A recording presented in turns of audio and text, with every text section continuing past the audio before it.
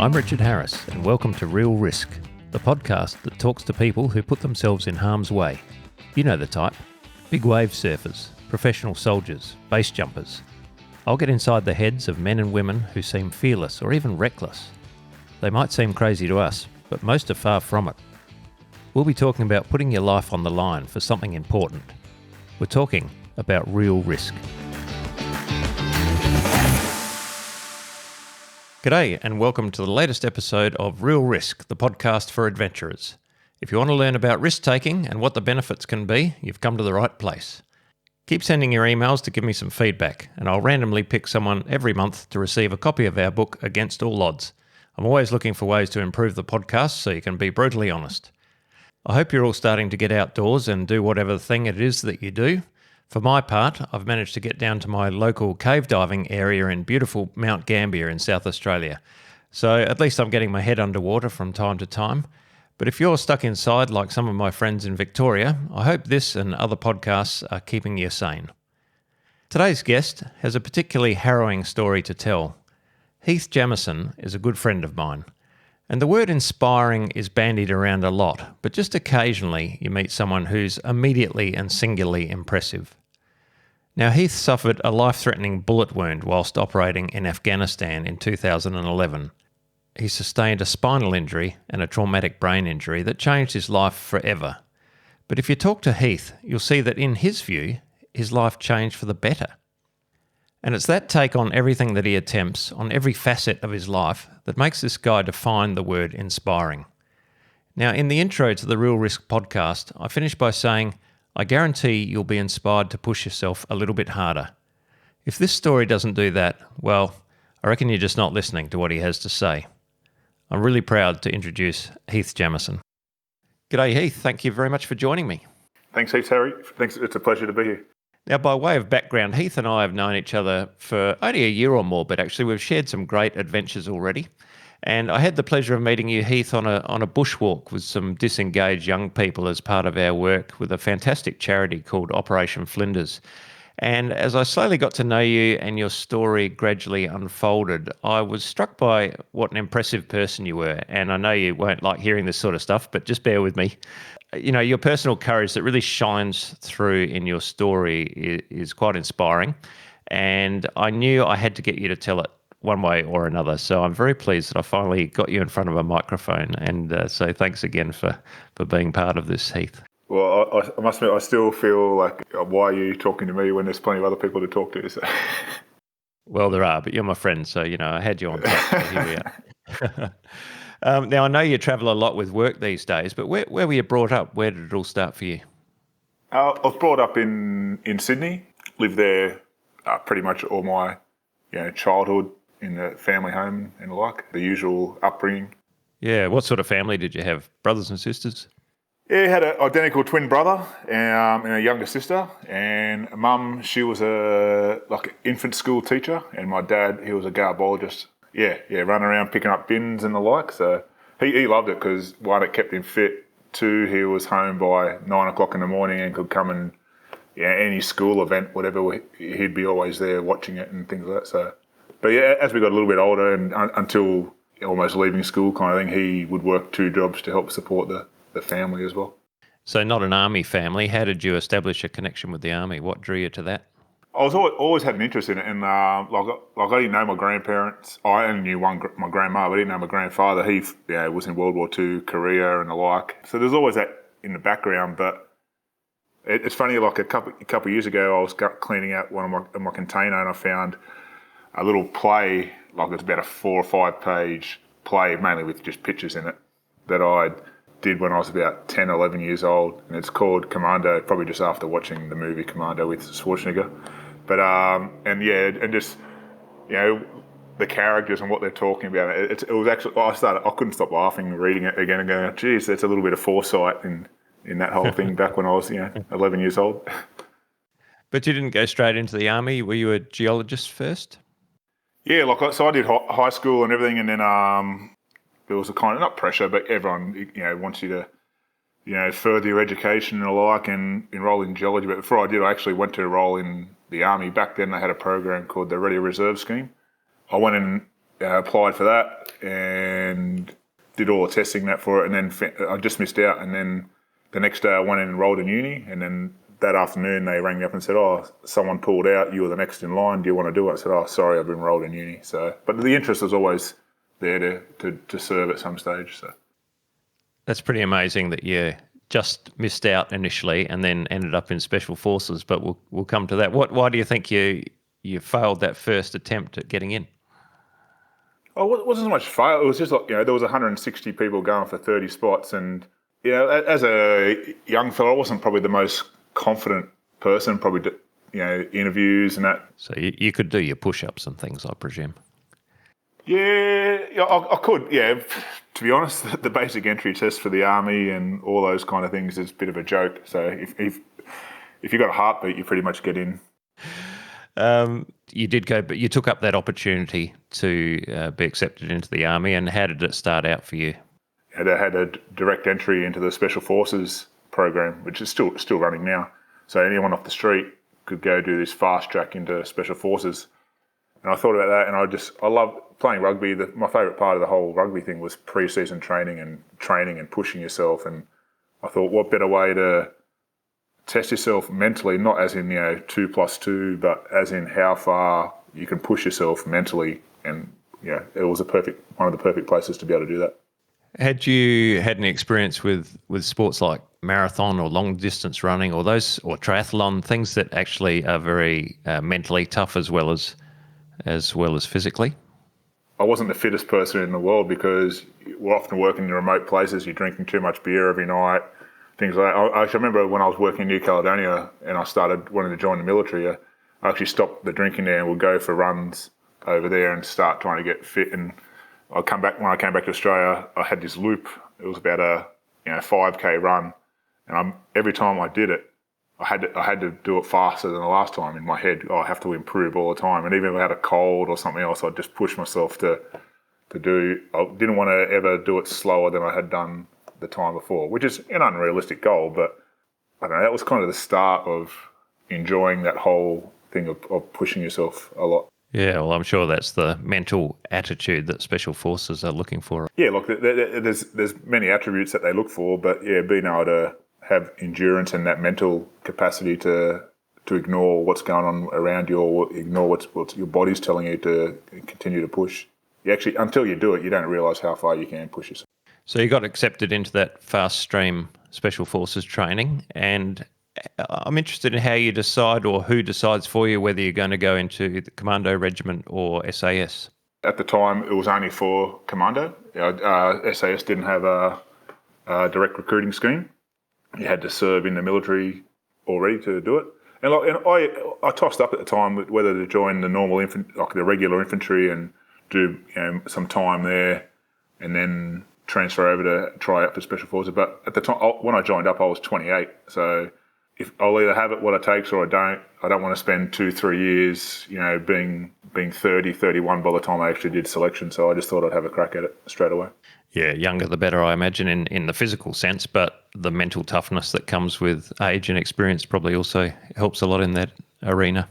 Yeah, definitely. Like the average age of the unit is in its 30s type thing, so it's rare to have someone come through 19, 20 years old. Like, it does happen, but it's quite rare, and they have to be a pretty special kind of person to be able to get through it at that age. That the whole maturity and, like you said, the mental toughness aspect of it comes with age. When you finished the training for, was it 2nd Commandos, I guess, what role did you find yourself in? At the time, it was a 4 RAR Commando, and then later it changed to 2nd Commando Regiment. Did selection, and then you do a little reinforcement cycle for the best part of 12 months. What happened, I didn't finish my parachute course because I injured my back. So I wasn't, a lot of the guys who finished my Rio, they got posted to a company that was going overseas pretty much straight away. But because I wasn't, technically fully qualified yet, I wasn't able to, and which actually worked out quite well in the end for my career. I ended up getting put on another course, a fast driver course, and at the end of that, we were packing up and cleaning up everything, and a guy came in and goes, "Oh, we need some people for the recon sniper course." So pretty much got stabbed to do this course, and And I said, okay, I don't really want to do it yet. I want to spend my time in the unit and, learn everything a bit more. He goes, oh, well, you're on it. And it starts on Monday. And it's like, oh, great. And how long does this thing go for? It's 5 months. And so I've just done 12 months of training, then straight on to another course where you're getting assessed and things again. It's like learning all the recon and all sniping and the shooting, like long range shooting. I loved it. It's just so, it's quite relaxing, like the breathing, everything else you go through it, and the concentration and reading the conditions and everything. I really enjoyed that course. It was a lot of assessment in it, but it was a lot of fun as well. Were you a natural marksman, or can you be taught to be a really good shot if you're only average? I think I'd shot a 22 rifle on a mate's farm one time before, and so it's all about being taught how to be a marksman.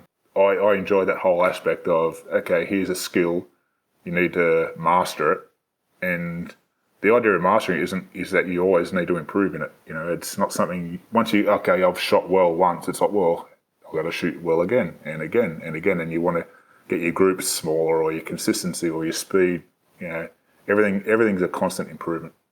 I've always felt that being a sniper is a very kind of personal form of warfare.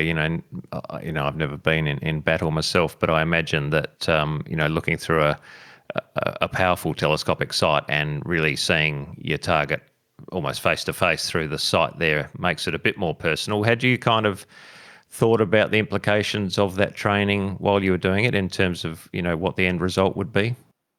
Yeah, you do. You have to think about it. As a professional soldier, you're probably not doing you and your teammates justice if you haven't thought about those kind of things before you get there.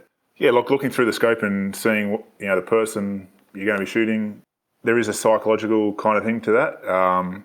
But also, if you're just coming around, if you're going through a room and come around a corner as a guy like 3 feet in front of you, it's a little bit different because that's more reactive, instinctive type thing, whereas and often, if you're, in the history of sniping, you're looking at someone, they don't know you're looking at them.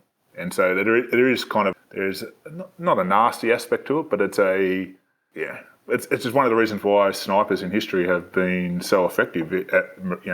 One person or, 2 or 3 people can affect the morale of a whole group. It doesn't happen so much in warfare these days, but you look at World War I and World War II, snipers could stop a whole battalion from moving forward somewhere, just 2 or 3 guys. It's a pretty powerful tool to have. But the thing is, like sniping in movies and all that, it's made sexy, and you say you're looking through a scope. The reality is that's probably like 2% of the time. The rest of the time is a lot of, it's not boredom, but you have to, you don't just end up in your position to be able to do that type of thing. You have to get there, and then you're there for days or more, observing.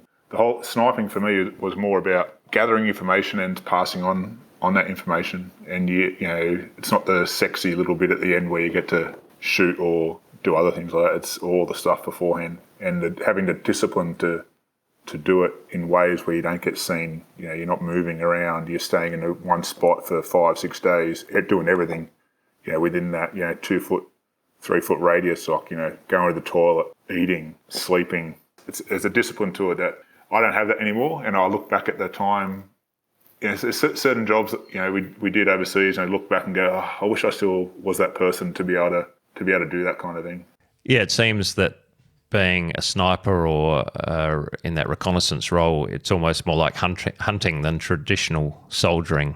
You spend so much time creeping up to your spot and getting the target in view without being detected. And you're always out with another guy, a spotter or someone who you change roles with? It depends on the environment. Like in Afghanistan, you didn't actually operate in that traditional, spotter shooter role. Like you often be in a team of 5 or 6 people, but you'd often split up in depending on the tactical situation, you'd split up into a pair or you'd split up into a triple. Yeah, you'd operate in that manner most of the time. When did you first get deployed, Heath?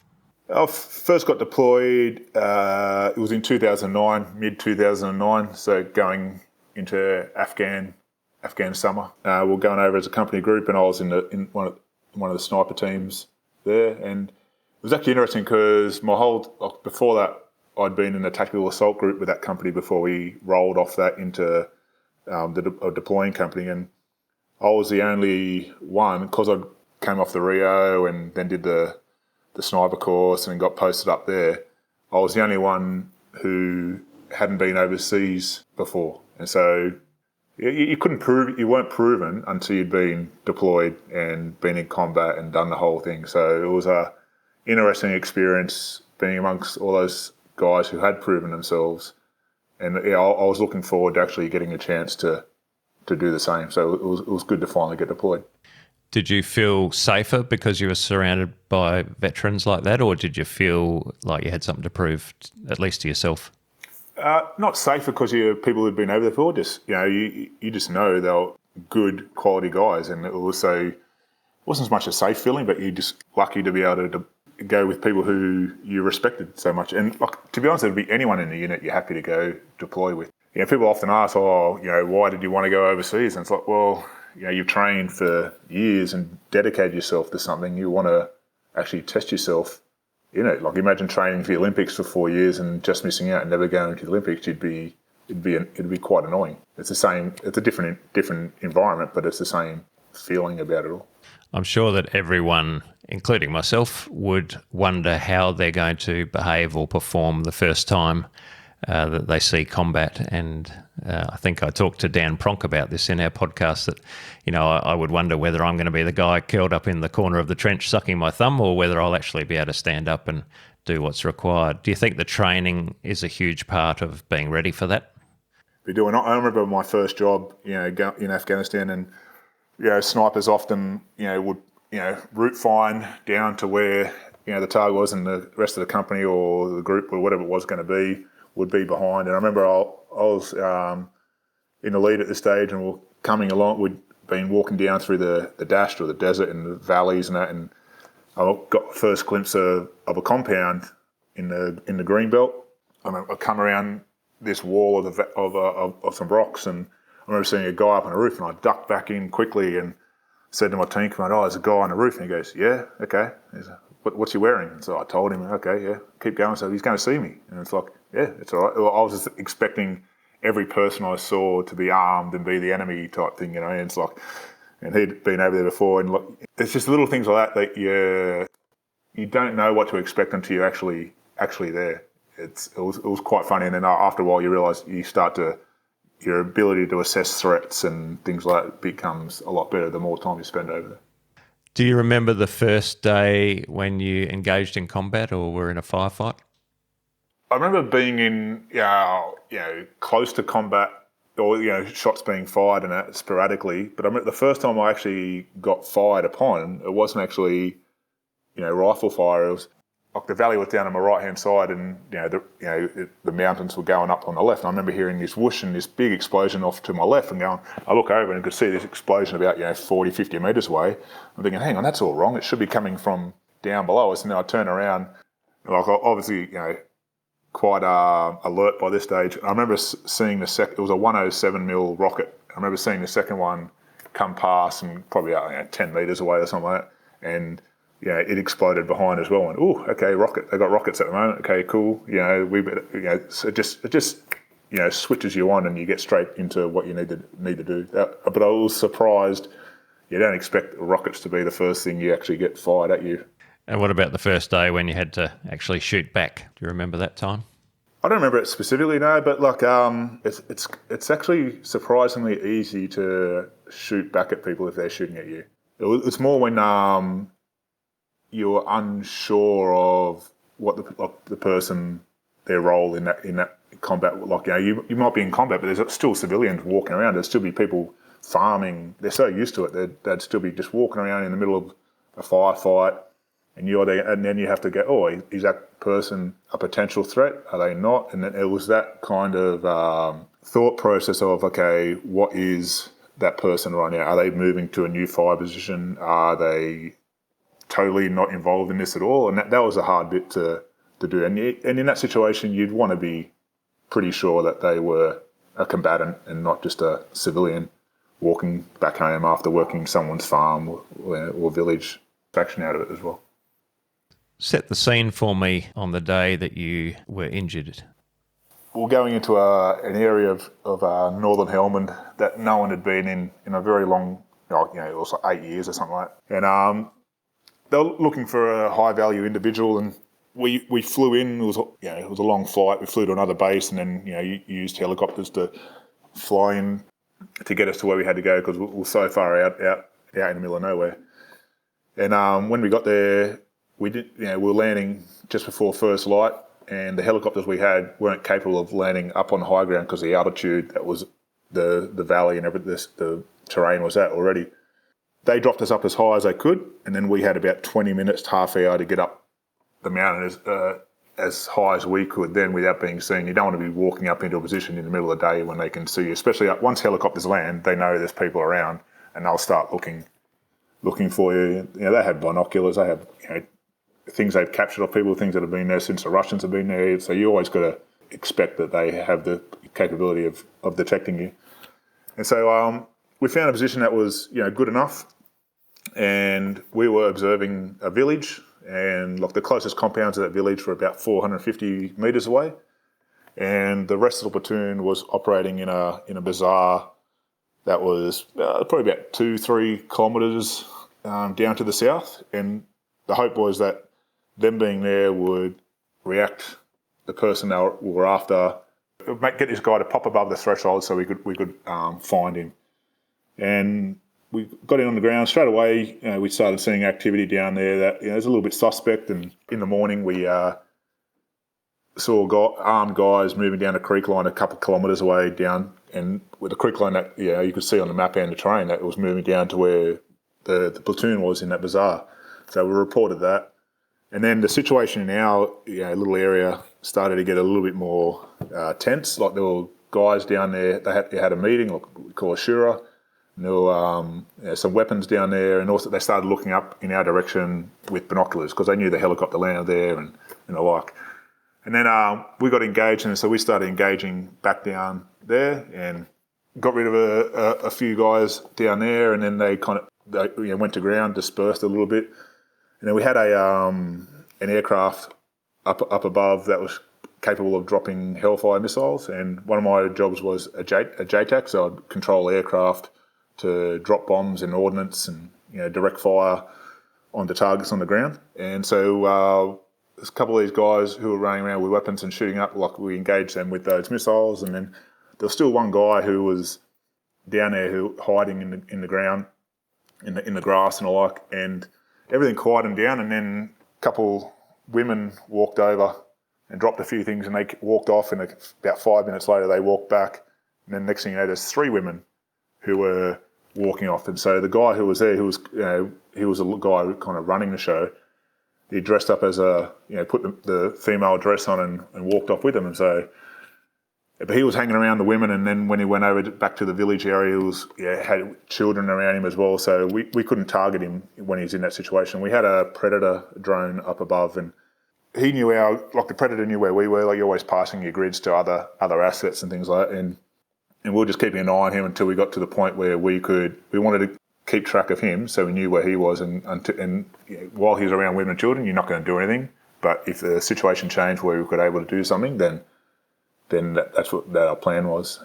Because we're in tick troops in contact. Often it gets reported back to the base, and sometimes they'll send aircraft out. And a lot of time we didn't want aircraft to come out and support us because often when the insurgents would hear the aircraft, they would stop fighting. So we'd often say, no, we don't want them here, and because we want to be able to fight and find them type thing. Anyway, the aircraft that came on was a B-1, which wasn't suitable for, it was a B-1 bomber, wasn't suitable for the job or the task that we were doing at the time. So I told the head JTAC, no, just send him away, let him go do another task. We don't need him here. Got the Predator, it's all good. And then it checked in anyway, and the head JTAC had called me and said, "Oh, you need to check him in." Okay, no worries. And it was when I was turning around to pick up my my crib book that the shot rang out and it hit me. I was sitting down at the time in these rocks, and I remember hearing the crack of the round, thinking, "Oh shit, they're shooting at us." And then I went to go move into a more secure spot and realised I couldn't move. And this all happened really, really slowly. Like it felt like ages for me, but in reality it was quicker than this. But I remember at first thinking that, someone had smacked me in the back of the head with a baseball bat. And I looked down and my arms and legs are just flopping about. I'm going, okay, I've been shot. All right, I looked down to my left and I could see blood coming out, and it confirmed that I'd been shot. And my first thought was, okay, where has it come from? So I tried to reach down for my weapon, which was just laying at my leg. And when I couldn't control my arms to reach down and get it, I was like, okay, I can't do that. And so I turned around as much as I could to look behind to see where the shot had come from. I didn't know if the guy was 5 metres away, 50 metres away, 500 metres away. And I couldn't see anyone in my immediate vicinity. And from being there all morning and looking back there, I knew the person had to be, the closest they could have been was 300 metres. So then another shot rang out, and I laid down so they wouldn't be able to shoot me again. And in that time, I was close to my team commander, and he jumped into the rocks and he's yelling at me. I couldn't answer. And then the other guys, the other 3 guys in the team were a little bit further down, and they're yelling out, and I couldn't talk. I'm laying there, I couldn't talk. And I was thinking to myself, can I not talk because there's nothing there anymore? Has it all been shot out, or is it something else? And I couldn't even put my hand up to stop the bleeding. And I remember laying there and thinking, you know what, this is a pretty shit joke. Wouldn't mind this kind of ending. And then I thought, maybe this is the end. And it's the only time I ever thought about actually dying. And I didn't really think about dying, but I think, it's not the end of the world. It's not hurting too much, or maybe this is the end. And the first thought that popped into my head was my sister. And it was because she'd asked me not to deploy to Afghanistan again, because just before I went overseas, my brother had got killed in Africa. And she goes, you're all I've got left. Don't go over. And I remember, so she popped into my head going, she's going to hate me now. She's going to hate me. And then it was just like, okay, all right, what do I need to do? We need to, we're in this situation. We need to work as a team to get out of it. So, and I couldn't breathe properly, and I was laying there, and it was like, when you're on the rugby field and you're getting winded, and you're laying there just trying to breathe. And I've got to talk. I've got to let them know I'm alive. I've got to let them know I'm alive. And so I'm trying to suck in the air into my lungs, and I was making this noise, this gurgling kind of noise. I can't do it anymore. I remember when I used to tell the story at first, my mate who was there and the one who ended up saving me, I was telling a story to someone one time. He goes, mate, don't do that noise ever again. I'd never want to hear that noise again. I can't even do it anymore. But I saved up enough breath to, I think I can talk. And all I wanted to say, okay, I've been hit. And I remember when I went to speak, the only thing that came out of my mouth was these help kind of noises. I remember as soon as I said that help, I just remember being filthy angry with myself for saying help. It's like, that's not going to do anything, and it's like, I said, all right, save it up again, go to talk. Okay, I've been hit, and help. And I just, again, I've said it again. And then they now know I'm alive type thing, and they're yelling out to me to do things. And yeah, as it kind of went on, I could talk a little bit easier. And like I said, this for me felt like 5-10 minutes, but talking to other guys, it was like 2 or 3 minutes kind of thing. And they started yelling out, like, where you hit, put a tourniquet on. And I'm saying, I can't move my arms and legs. It's my neck. I've been shot in the neck. And so they're trying to move towards me. In that time, it's funny, my situational awareness while all that just went so narrow, and it's like you just kind of just looking at the sky above you. And then after a little bit of time, my situational awareness bubble just started expanding. I had my radio in my ear. I could start to hear it again. And I'd just been talking, because I was just about to talk to the jet up above. I could hear one of the other JTACs talking to the jet, and they're talking there. And as my mates are trying to move to me, I thought, I've got to let them know what's happened. And I was laying there, and I thought, okay, because the sooner the air asset starts either dropping ordnance or looking for whoever it was who shot us, the sooner our situation is going to get better. And so I was laying there, and on my rig, my battle bra, my Prestel switch for the radio was up on my left chest.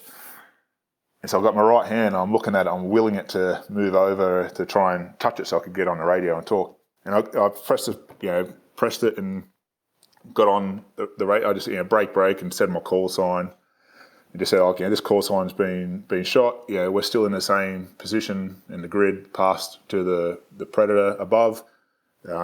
Just told him like the fire had come from the east. That there's a north-south ridge line to our east. It had come from up there somewhere. Just start looking in that area. And I don't know if that message got through or not, but I knew I had to try because as soon as I'd said that, that's when one of my mates, he was at my feet and he started, trying to react with me and talk with me to treat me. Did that, and he got to me and he goes, "All right, I'm going to come up and grab you." I said, "No, just pull me down to you." And he was like, "No, I'll come up and get you." I said, "Mate, no, I don't want you to get shot as well. Just pull me down." I remember I could tilt my head. I could just see his head and his cap, just near my feet. So he just yanked me down on the rocks just near him and, started treating me. You're listening to Real Risk, the adventure podcast with Richard Harris. Trauma shears out, and he was a trained, patrol first aider. So we all got medically trained, and he was extra trained as well. And so he's cut my shirt off, cut my rig off, cut everything off, cut the bone mic off. I couldn't hear anything after that, and he starts treating me. So look, the bullet had actually gone in at the back of my head, in the hairline at the base of the skull on the right-hand side, and it came out on my left, just under the ear, under the jawline there. And it had hit the spinous process of C2. It fractured that off and C1 above it and did a whole lot of damage to the spinal cord as well. The entry wound itself was quite small, and the bullet went through and the skin kind of puckered back up, and long hair and blood, and he couldn't see it. And we'd been shooting down into the village in front of us, so he thought the exit wound was actually the entry wound. And he says, "I can't find the exit wound." I said, "Oh no, that's the exit wound, like it came from behind." And he wasn't sure. We'd lost a mate a few weeks earlier who'd been shot in the neck and had kind of ricocheted around inside him and took out a lot of his organs. And they kept tried to resuscitate, or they were resuscitating him for ages, but eventually, unfortunately, he died of his wounds. And so he thought a similar thing had happened. So he put a bag of cannula in my left arm and a bag of fluid into me, and then because especially my left arm and my whole left side had a lot of nerve damage, and it was flopping about, and it actually kinked the cannula, so he had to put one in my right arm as well. I remember once I had the 2 bags of fluid in me, like about a litre of fluid, I started feeling a whole lot better. Apparently I was white as a ghost before then, and I started feeling more with it and comfortable and the like. And he'd put a couple of first aid dressings around my neck. Obviously you can't do them too tight because it's your neck, I've still got to breathe and the like. He also, because he thought there was only the entry wound, I had, because of the nerve damage, I had what's called allodynia down my left chest, left pec, and down into my left arm, and it's just like real light touch. It was just like being electrocuted. Like it was, probably the most pain I've ever felt. It was quite interesting. But because of that, all the muscles on that side were turned on, so he actually thought I had uneven rise and fall in my chest, and he thought I had a pneumothorax from the bullet wound. So he wanted to decompress me as well. Like we got trained, putting needles in the pleural space up in your upper ribs type thing, and he wanted to do that. And I said, no, don't do that, because there was 5 of us there. I knew the way we were getting out of there was them going to be dragging me or carrying me, and having a couple more needles sticking out of you was just something that would just add to the complexity of that. And I said, look, my breathing's feeling pretty good.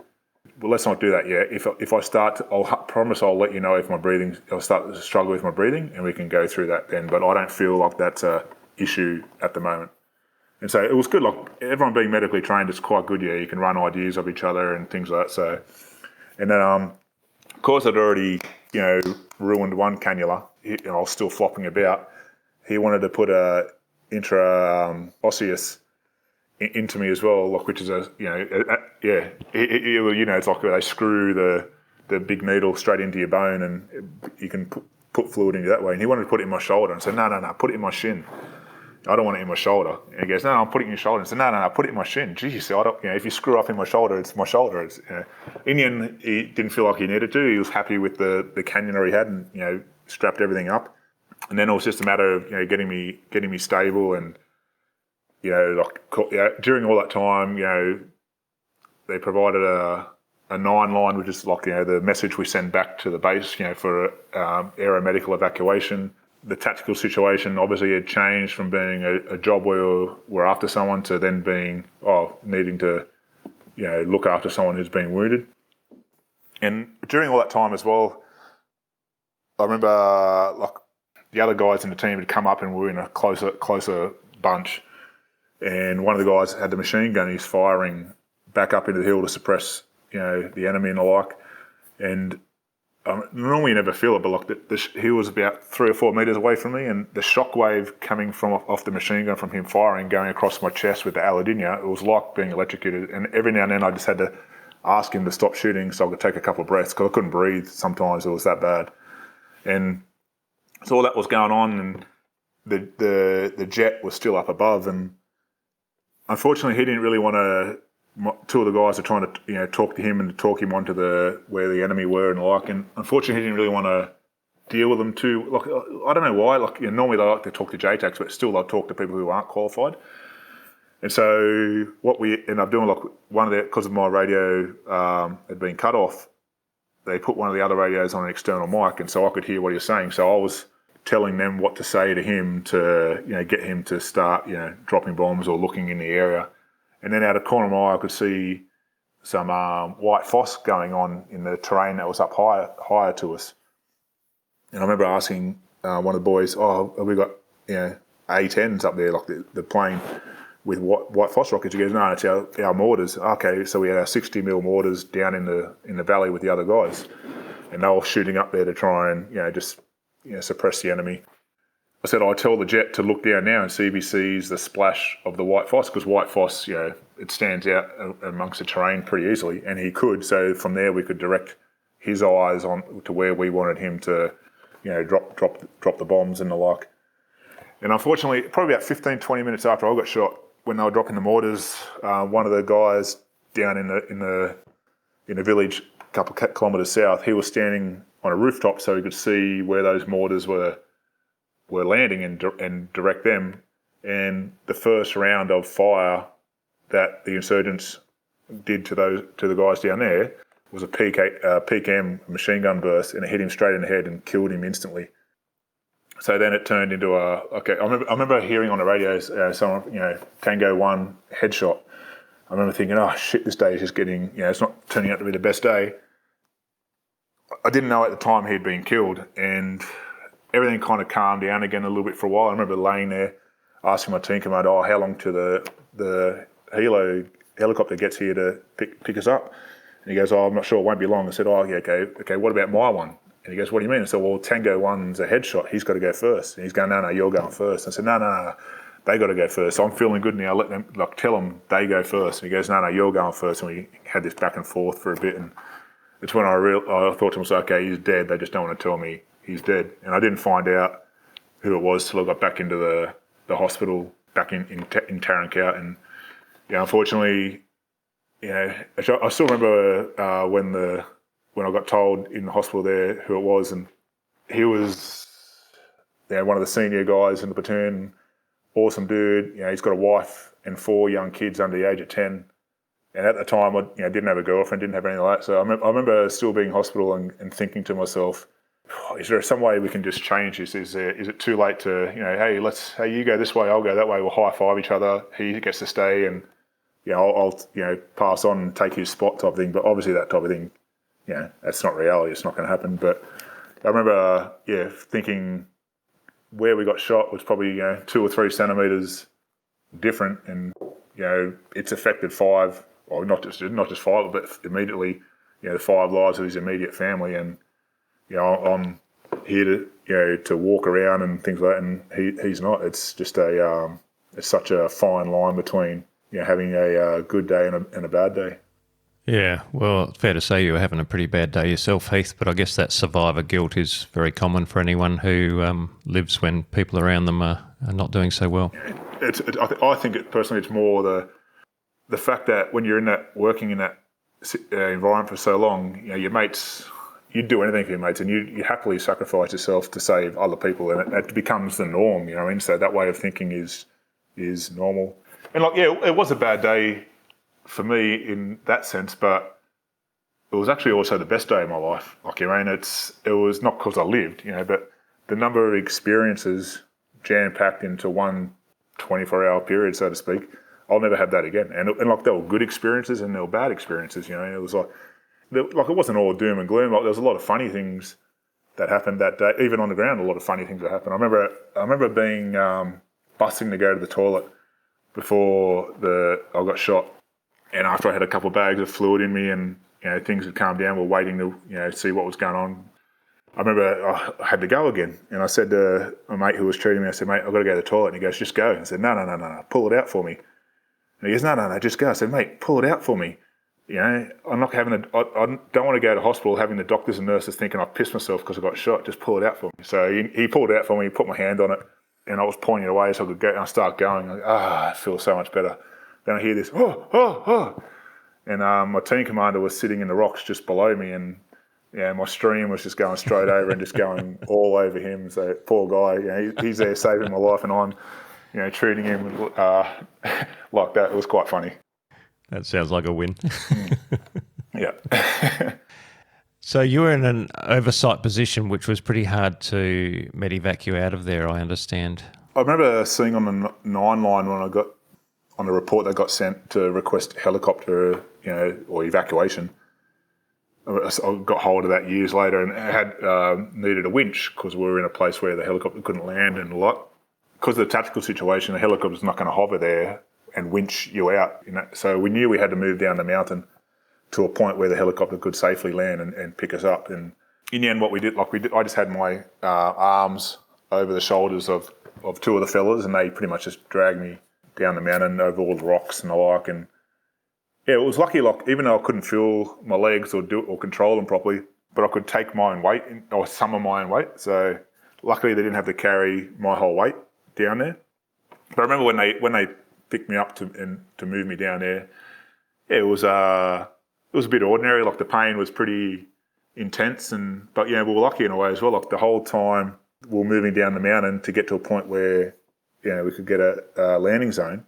For some reason, the insurgents, they weren't shooting. Whether they couldn't see us, or whether they just I don't know what happened. We were just lucky that they weren't shooting at us, because it would have been a pretty easy target. 3 guys walking down like that. And we got down to a spot probably about 400 metres away where a helicopter could land.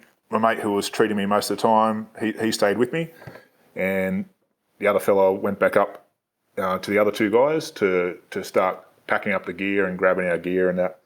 And so I'm down there, laying there, still getting treated and the like, and they're running up and down this mountain, bringing had to carry my pack back down. And our pack, we used to carry quite a bit of that job. Of course, we were expecting to get into a fair bit of a firefight. I had a lot of rounds and a lot of 40 mil for the grenade launcher and things like that. And so, our packs, I think for that job from memory, we used to get weighed to get on helicopters, about 85 kilos. So they're running up and down this mountain carrying that kind of stuff down.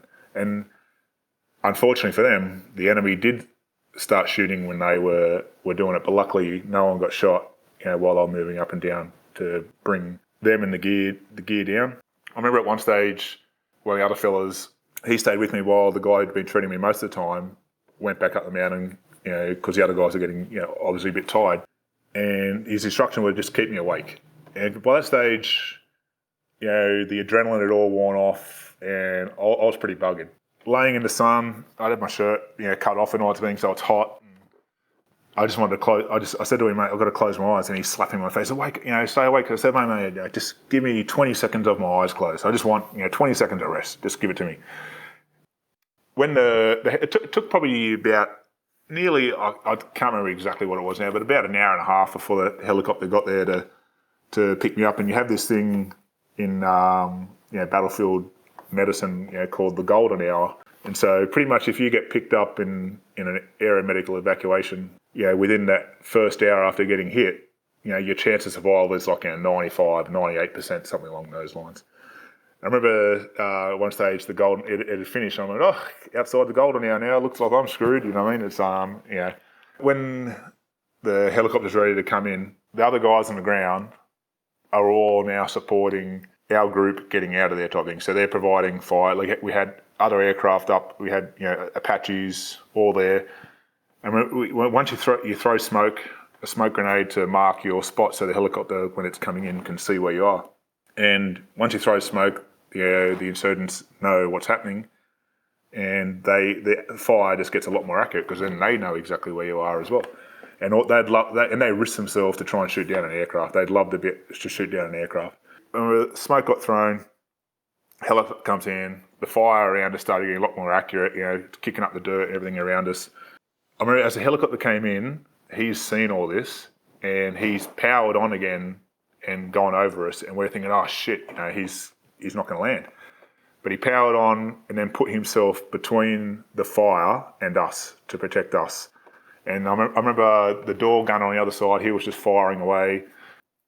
One of the crew out of the aircraft, he got out and ran over, and he and one of the other guys, they just picked me up and dragged me towards the helicopter. I remember as we're running towards the helicopter, the Apaches are firing their 30 mil. There's bombs being dropped on a ridge line, just trying to suppress the enemy so they're not don't get a chance to shoot down an aircraft. And I remember thinking, oh shit, this is all because of me. This is It was interesting seeing all that, but it's like this is just to keep us alive kind of thing. It's oh well. Well, you paid your taxes. It's not so much that side. It's more like no one likes a fuss being made over them, and it doesn't really get much more of a fuss than like bombs and ordnance getting dropped everywhere type thing. I remember the helicopter couldn't land. It was just kind of hovering there with one wheel close to the ground, and I remember they threw me in, and then they jumped in, and the helicopter took off. And the helicopter took a whole lot of rounds while it was sitting there to pick up.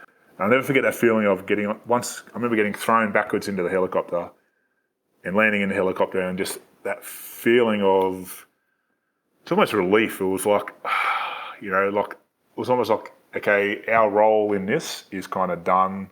We're at a safe place now, and it was just like, now I can. I don't know what it was like for the other guys, because they just would have been working their backsides off for the last hour and a half or more. So it must have been even more so for them. I was just laying there. Yeah, it was a pretty nice sense of relief being in that helicopter. I think you showed me an image of the CT scan that was taken afterwards, and from my understanding of ballistic injuries, you had this AK-47 round enter the back of your neck on the right side, and then the cavitation, the blast as it passed through the neck didn't directly shatter or destroy your spinal cord, but just gave it that shock injury, which, fortunate for you, was something that you were able to, for the most part, recover from. And you've also talked about the possibility that there was a traumatic brain injury incurred by that same cavitation or blast injury. So tell us about the rehab. How long did that take? It was interesting. Like, I remember when I saw that scan, I got flown to Taran Kowt and treated there for a little bit, and then flown to later on to Kandahar, where you had a bigger hospital and CT scans and all that thing. And it was where they did the CT scan because they were worried about how much vascular damage had been done. The bullet, they could see the bullet track, and it goes right through right near the carotid and the jugular. And they said you should be dead just from that alone. But what happened is that the shock wave that travels in front of a bullet when it hits something actually pushed the carotid out of the way, and the bullet went past. And so I was so lucky on that day for so many reasons. Interesting kind of journey to recover from it all.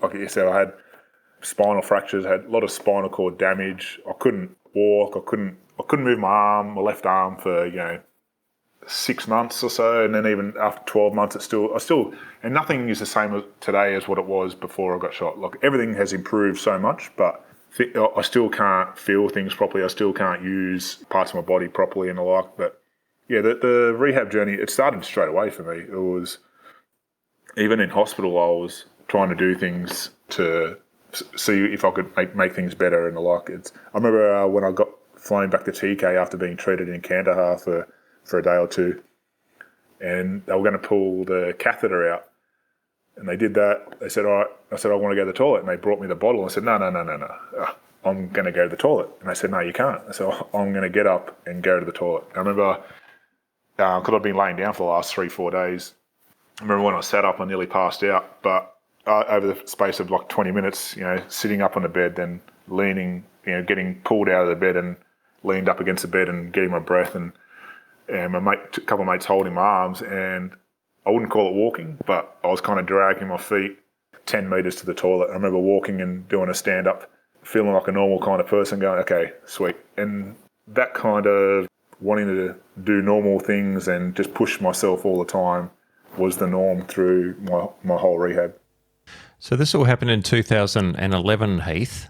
The next few years must have been tough for you, but you had an experience in 2013 which involved the Antarctic. Was that a pivotal moment in your recovery, or were you well on the way before that adventure? Yeah, it was not just a pivotal moment in my recovery, probably in my life again. Like there was a British charity, Walking with the Wounded, and they wanted to do an expedition to the South Pole, and there was a team of Brits, a team of Americans, and a Commonwealth team of Canadians and Australians, and I was lucky enough to be picked on the Commonwealth team. The idea was to race 3 degrees of latitude, like 330 odd kilometres, from 87 degrees to 90 degrees at the South Pole. And they'd done a trip, the Walking with the Wounded had done a trip with 4 wounded British soldiers to the North Pole a couple of years earlier. And I remember being in hospital and my uncle brought me in his iPad. I remember watching that documentary in hospital and thinking, how cool would that be to do something like that? And lucky enough for me, a couple of years later, I was doing it on the trip to the South Pole. And the best thing about that for me was, one, there was with a bunch of people who were all in a similar situation, and you're working towards a goal again. It was like a mission to get to the South Pole.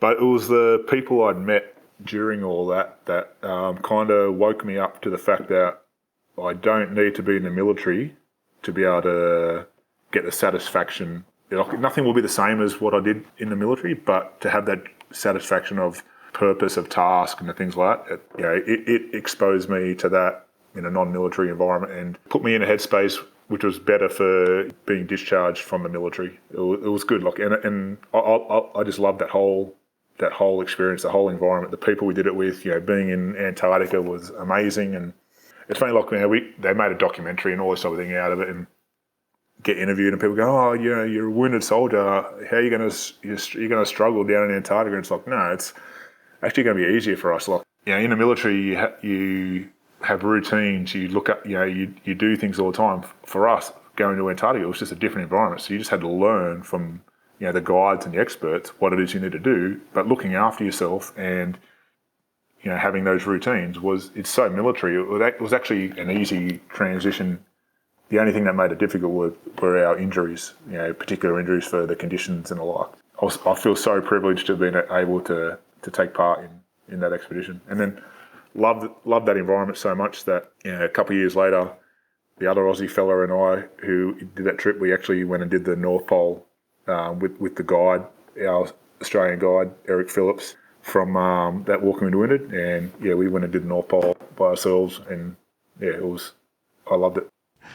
This experience in Antarctica was more than just a life-changing thing for you personally, but in fact it's led on to work for you. It's become a career. Do you want to talk about that?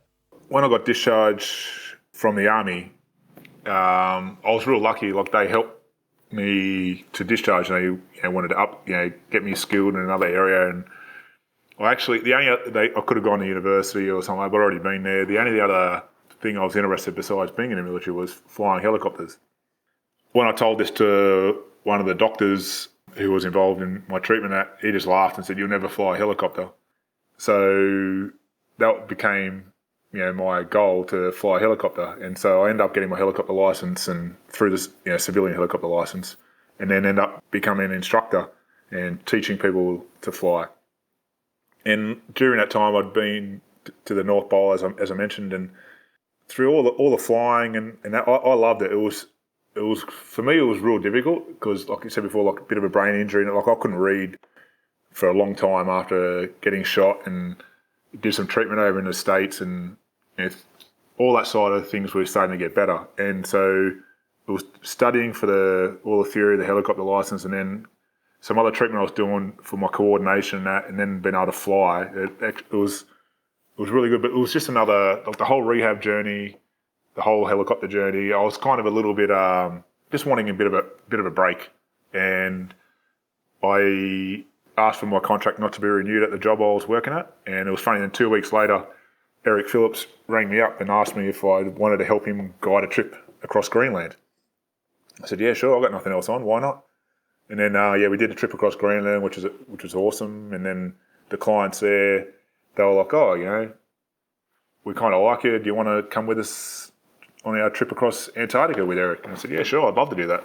And so those 2 trips kind of got me the experience to kind of be endorsed as a polar guide. And the last few years, when able, I've been helping guide with various people, just trips in the Arctic and the Antarctic. It's been very lucky to be able to do that as a job now. Like, it takes its toll on the body and everything, and but for me, it's worth it because it's something I enjoy so much. One being in that environment, like in that environment, you don't live, you survive, and life is so simple there. Like you wake up, you eat, you pack up your tent, you ski all day, you put up a tent, you eat, and you sleep. And there's no phones, there's no internet. There's none of that. It's just do that for one trip we did in Antarctica was 37 days, and it's such an awesome environment because you spend a lot of the time by yourself, and even though you're with a group, but it's windy and you got all the gear on. It's not conducive for a lot of communication, and so you spend a lot of time in your own head. And I just find it meditative. Like you'll have 8 hours in a day to think without any distractions. You were very generous to join me and some mates on a backcountry skiing trip in the Australian Alps last year, which we were using as preparation to go on an extended winter caving trip in Canada. And fairly late in the piece, you agreed to join us and teach us some snow skills and how to camp and survive above the snow line. So that was an amazing adventure for me. And as you say, you're pretty comfortable there, but I was way out of my comfort zone trying to survive in a tent on the snow, which was a new experience for me, but it certainly did help prepare me for the colds of Canada. So yeah, we've had some good adventures, Heath, and hopefully we'll be having a few more. So what's next for you? Now I'm at a stage where I'd like to give back. And for me, the big thing is, people like you're out of your comfort zone in that space. But now you've been there, you're not out of your comfort zone anymore. And changing the way people think about things, for me, is something I enjoy trying to do. It's like we've been conditioned in certain aspects of our society to think a certain way or behave a certain way, but it's not conducive to being successful.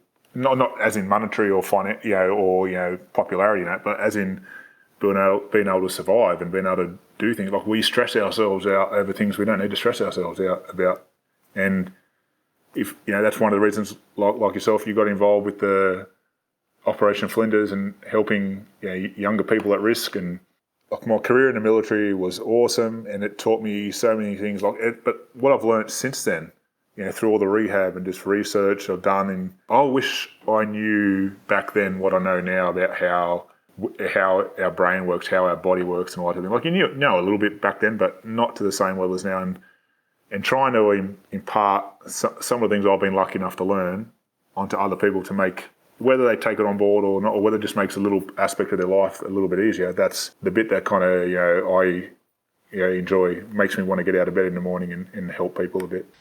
Well, I see that you're going to do a lot more great things for a lot more people, especially the young kids that we work with on those charities, Heath. So you've been very generous with your time today, and as I said at the start, you are an inspiration to people, including myself, whether you like that or not. So I appreciate your friendship, and I'm glad we had a chance to hear your story at last. So thanks very much. Thanks, mate. Thanks heaps for your time, man. That's it for this episode of Real Risk.